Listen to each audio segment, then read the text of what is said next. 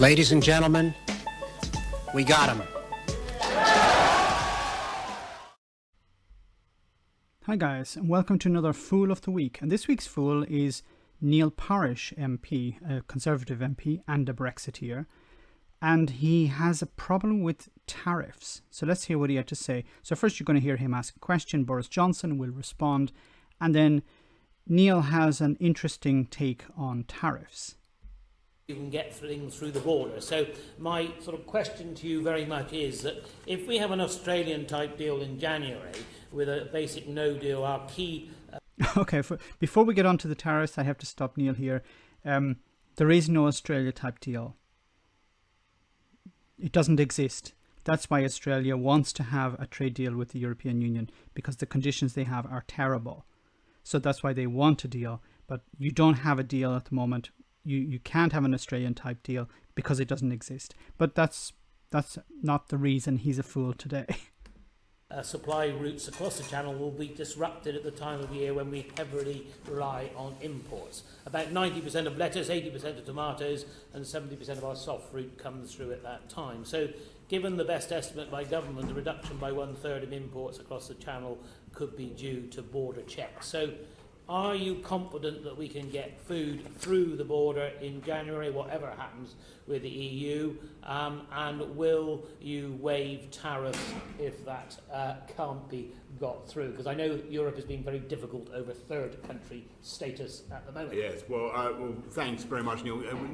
I'm confident that we will be able to keep things flowing smoothly at the border, as smoothly as we possibly can. A huge amount of work is being done by Chancellor Duchy of Lancaster, the XO committee and others to prepare for the smoothest possible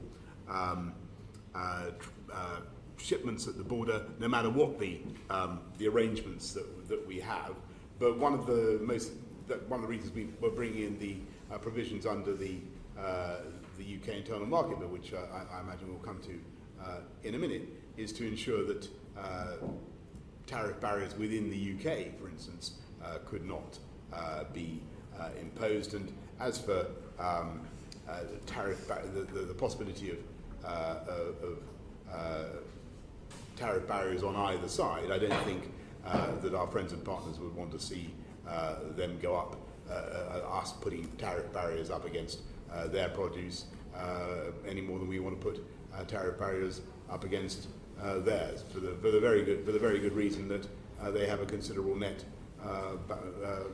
surplus in food products. Yeah, well, that leads me very, very neatly, Prime Minister. So if we are not going to levy tariffs on their goods coming in, then are we just going to give our trade away to the EU? Surely, if they're playing very hard ball at the moment, we should actually put tariffs on absolutely everything that comes in, because that will bring us to then, will it not, to a negotiating position where we can actually get a tariff-free deal. Because at the moment... Okay, this guy does not understand how tariffs work. You don't negotiate with tariffs, especially if... And he has said it. So at the beginning of this video, he said, we import 90% of our lettuce, 80% of our tomatoes, and 70% of our soft fruit. So what he's talking about is, let's impose a tariff on the EU, and that would force them to the negotiating table. But a tariff is to protect an industry that you have. But if 90% of the lettuce you import, if 90% of your lettuce is imported, then how would a tariff help the local industry? It's too small. It's not if it's 50-50, but also you have to remember, who pays the tariff? The consumer in the country where the tariff is pays the tariff. People seem to think, maybe this guy seems to think this as well, that the EU pays the tariff, and that's how we can force them to the negotiating table. No, you pay the tariff when you go to the supermarket to buy your lettuce. It's more expensive than the local one. But there is no local one because 90% of the lettuce is actually imported. So if you can find a local one, you'll be doing pretty well.